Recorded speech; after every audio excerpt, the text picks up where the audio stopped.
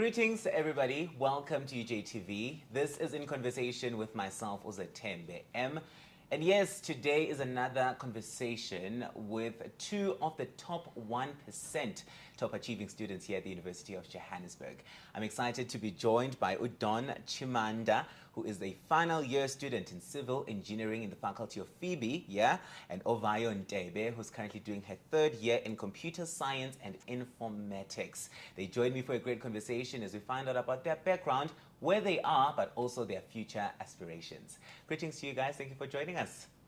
Thank you, Zatembe. Nice having you. I'm happy to have you because when I look at your guys' fields of study, it's ones that I haven't been able to tap into this year when I've been chatting to some of your colleagues at UJenius. So I'm very excited that we're diving into them. And maybe for somebody who is tuning in, right, and they don't know what computer science and informatics really entails, what would you say to describe it? Where do we see your work really in society? Do you make computers? What's your job looking like should you graduate and obviously get into the workspace? Oh, thank you for the question. Computer science is mostly about problem solving. It's basically learning on how to identify situations and how to basically solve using algorithms, and then by those algorithms you then start to develop maybe applications or programs that can eventually help those situations. So you see, we don't really build computers.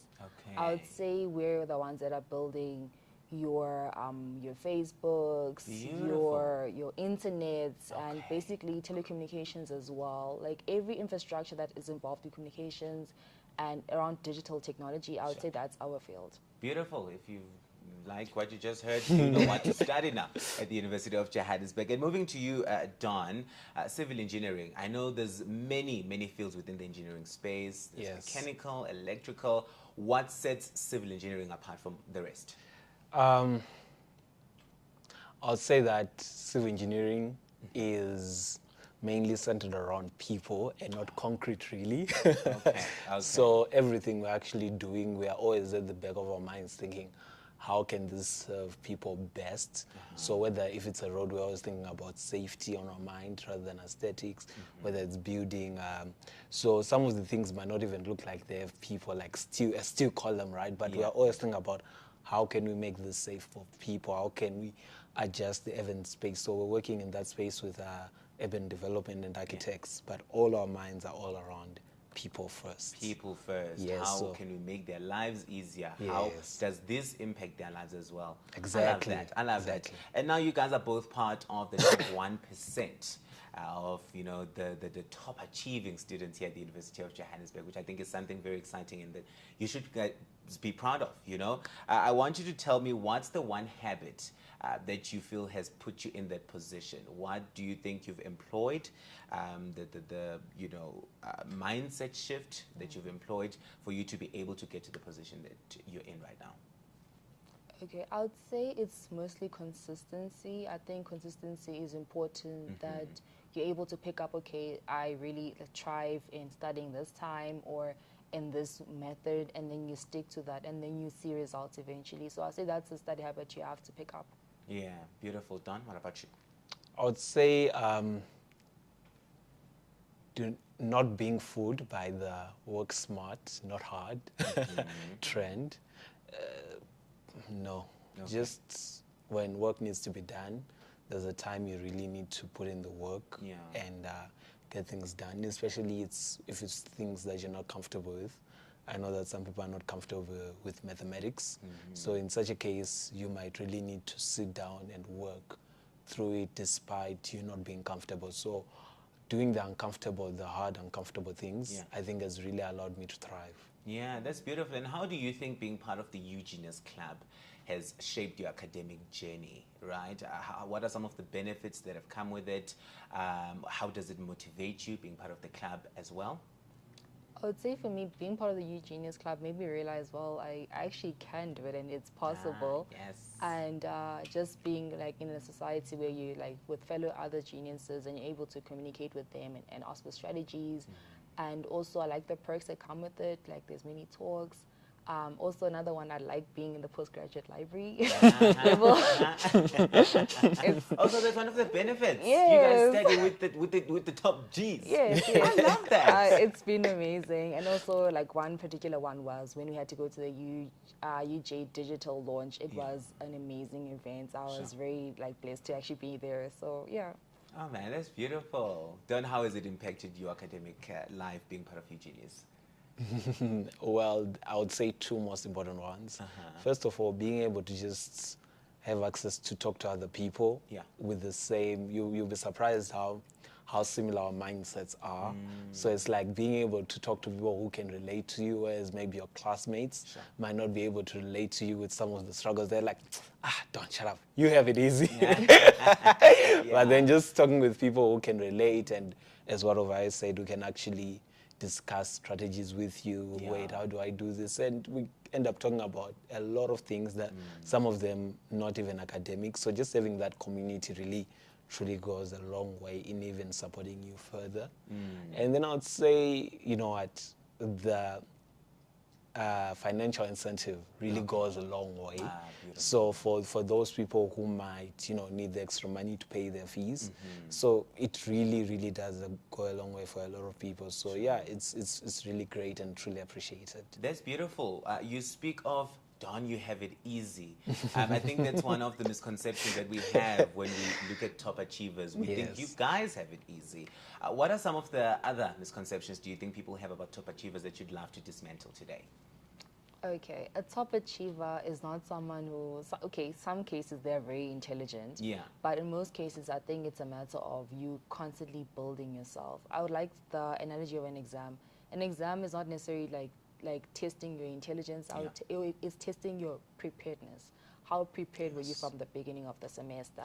Because most of the time you find exams, you actually get there, you're a bit fatigued and you're tired. That's not really testing your intelligence or your genius. So being a genius is like a matter of your preparedness and how you work throughout. And those results are the one that reflect at the end of the day. Which is something everybody can do. We all can put in the work. It's not for a select few. So I love that you're touching on that. Don, what about you? This one is more of one that a misconception I faced all the time. People think that just because you're in UJenius, you don't have a social life, you are not funny. Like you tell people that, oh yeah, I do this thing. They're like, Don, you? What? Oh, now you have a life besides school?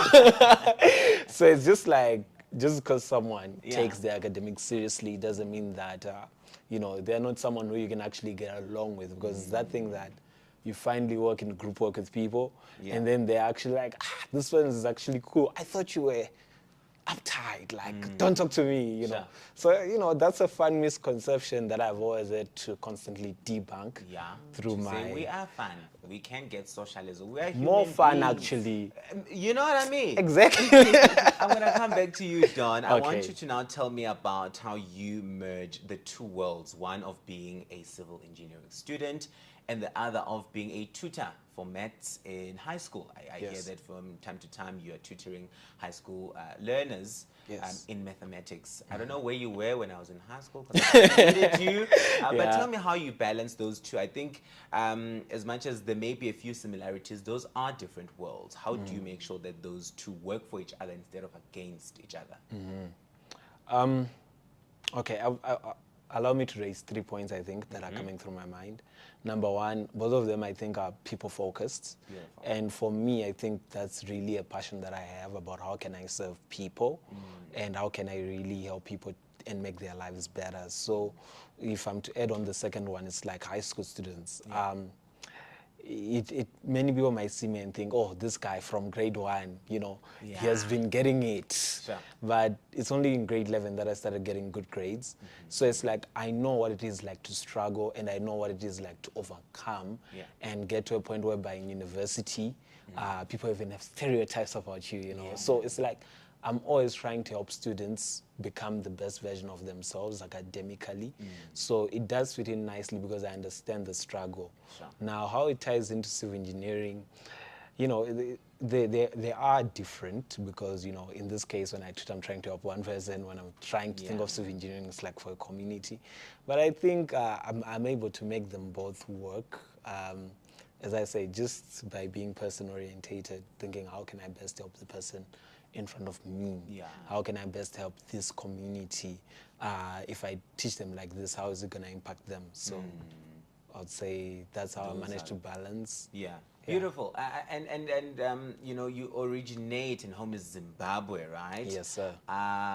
Tell me about some of the stark differences between the educational journeys and systems, maybe in between the two countries, and how your foundation in Zim has been able to shape how you approach your academics at this side, specifically here at the University of Johannesburg. Wow, that's an interesting one. Yeah. So it's different, but it's still quite similar, really. Okay. I mean, maths is maths, Maths right? is maths. Maths is maths. Universally, maths is maths. Maths is maths, Yeah. right? So the word differences there are, I would say, in my experience in Zimbabwe and South Africa. But I think it's just the fact that, as I told you, for me personally, I used to struggle when I was a kid. So I think that actually made me have to work harder and not rely on this genius, you know, theme. So I've always had to be a hard worker, even when I was in Zimbabwe. So when I came here to the University of Johannesburg, which has extraordinary support for students, I was even able to thrive further with my hard work. So I would say that just being their home back in Zimbabwe created this good work ethic in me, and of which the University of Johannesburg has just been able to take and just make it grow. Exactly. I love that. You speak a lot of being people-centered and creating positive impact. Yes. Looking into maybe the next 10 years, what are some of the projects, maybe, do you have any in mind also that you are hoping to start, you're hoping to initiate, to create that impact, maybe in engineering, maybe in education, because I think by being a tutor, you are actively educating people, right? So in any of these two spaces, do you have any projects that you have in mind, obviously centered around you wanting to create impact and wanting to just help people as much as you can? Yes, you see, the thing is, I'm a bit torn between the two, if I'm being honest, because I really believe that I can really help some learners really improve, because some learners, you know, they're really lost. They really do want to improve, but they really don't know how. So I think that if I hammer down in that space, I can actually make a great positive impact. Who knows? Maybe I can help the next doctor, or who knows? Who just knows? Right? Anything's possible. Yes, and then I also really want, you know, to become a civil engineer, a professional engineer, and see, because I believe that I can even then help people on a broader scale. Yes, if I can realize big projects that I feel like, okay, maybe these people are facing this challenge in this community.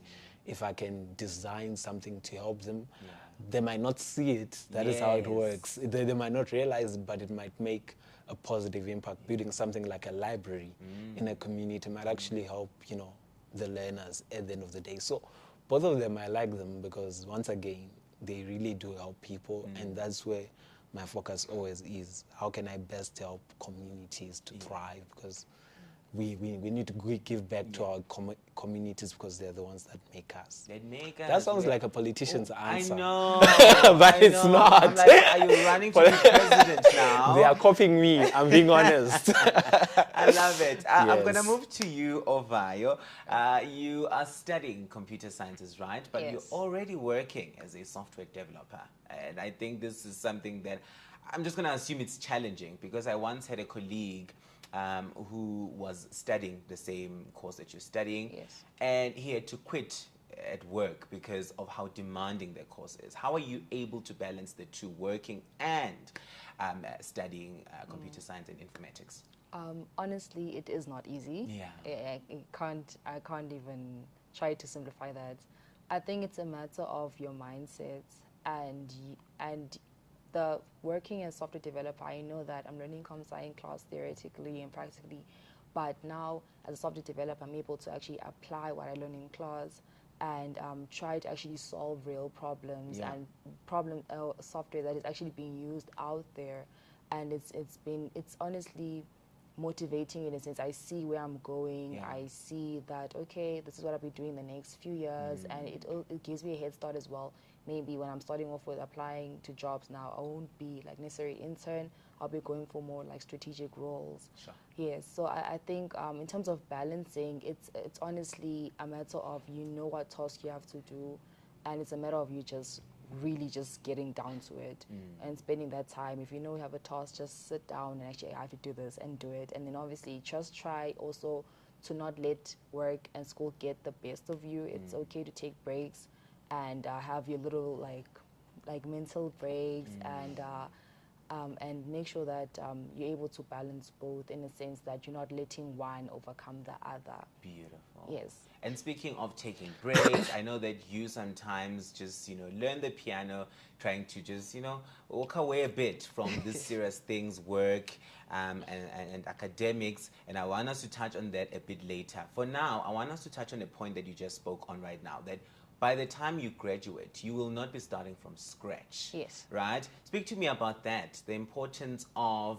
as you do your degree, have something beyond the degree that is already, I would say, setting you apart from your peers. That by the time you grad, when you are good because you have the experience as well. Speak to me about how important that is. Looking at the years in terms of tech, it's moving very fast, and we're seeing that there's an influx of developers coming up with very minimum skills, and that companies aren't really looking for minimum skills. They're looking for what sets you apart, what distinguishes you, that specialty about you. Yeah. So it's very important that people who are doing tech, they have to have side projects or something along the side to counter or help with school.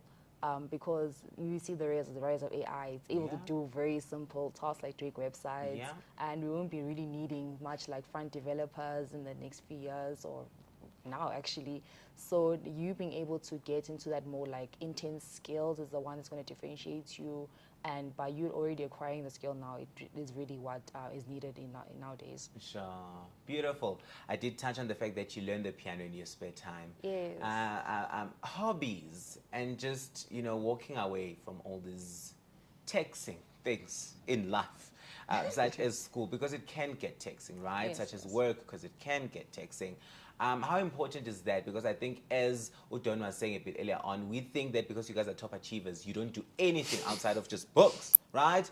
Why is it so important that from time to time we just shift away from, all the serious stuff and actually bring ourselves back to ourselves? True. This is something I learned quite recently, is that, I was trying too much to be in work and school, and you end up seeing that you have a life outside of this, and you kind of like feel like your value is in what you do in life, like in work and school. But it's important that you also like realize that you're also a person, and it's okay to breathe, and it's okay for you to have fun. It's okay for you. So music, for me, I've always been fascinated in music. I think music itself is an art. It's a science. Yes. It's also mathematical in a sense. Yeah. So I've been diving into music theory. I like the way like music is composed. I looked at the background of it, and it's been amazing how this technical things end up being like masterpieces. Yeah. And also another thing about hobbies, you don't have to have the most expensive things. Yeah, because I don't have like an actual keyboard in my room, but my room is very small. I actually use a tablet to play the piano. So don't be limited by what you don't have. Yeah. Yeah. Tell me what you have. Yes. John, are you listening? Yes, I Tell me what you have. You're singing my tune, no pun intended, when you speak of music. I love, love, love music. Everything about it just makes me and so who are you currently listening to right now when it comes to just an artist that you're listening to, maybe a genre that you're into right now? Okay, I'm mostly into gospel music, so that's my genre. So there's obviously a vast like variety of gospel. So I dive into who I feel the most, or what like gets into me, my spirits. Yeah. So yeah. All right, that's beautiful. My most played genre is gospel as well. Oh, wow. So. Okay, guys, I want us to close it off. I wish we could go further and further, but I want us to close it off quickly with this one. I think you've traveled quite a journey to be where you are today. None of it comes easy. I know that when there's just almost a flow in your life, people don't realize that challenges do come as well. And so I think you are to be very proud of yourselves for being where you are today. Not only at the great University of Johannesburg, but also studying what you're studying. I think you guys are in a very good position to shape the future of the world. Your guys' causes are the language of the world now. And I want us to quickly do this. If you were to send a 1-minute voice note to your younger self, what would you say to them? What do you wish they knew?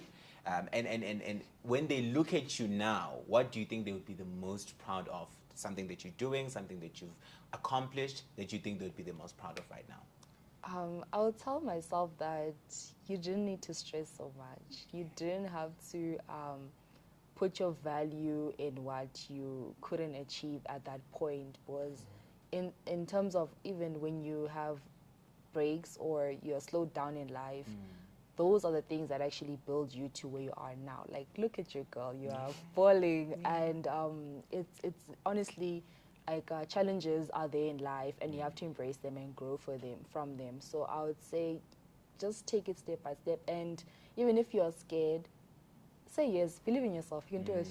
Yeah. I love that. Don, what about you? Deep question. Because a lot of reflection happens when somebody asks you a question like this, and you just start to think of the journey and all that it has come with, the good and the bad, the ups and the downs, right? Yes. Yeah. I'll just tell myself what I said earlier, that be ready to work hard. Don't think that there's a price to pay to be successful. Sure. So I'll tell myself, be ready to really put in the work. It's going to be challenging, yes, but you're going to get stronger. There are going to be moments where you're going to doubt yourself. Can I even do this? And, procrastination usually comes when you're doubting yourself. Am I even smart enough? Just do it. Just put in the work day in and day out. And I'll tell myself to understand that I'll never get there, because I used to have this magical place where I would have a perfect understanding of the world. And I would be what I was finally meant to be. But I'm just keep realizing that through hard work, I keep learning more and more. So just one day at a time. Take it, put in the work. One step at a time. Take it one step at a time. Oh man, I love that. Guys, thank you so much for joining us. It has been such a pleasure for me to converse with you and dive into your stories. Very inspiring. And as UJTV, we wish you nothing but the best with your future aspirations. Can't wait to see you guys graduate as well. All of it. We are behind you and we're rooting for you as well. Thank you for your time. Thank you. Thank you. There you have it, Orange Army. Here with me, Don Chimhanda, final year civil engineering student, as well as third year student in computer science and informatics, Ovayo Ntebe. They're joining us from the UJenius Club. Really inspiring stories. That's why I'd love for you to comment down below what you loved the most about their stories. Other than that, share this video, like it, and subscribe to UJTV.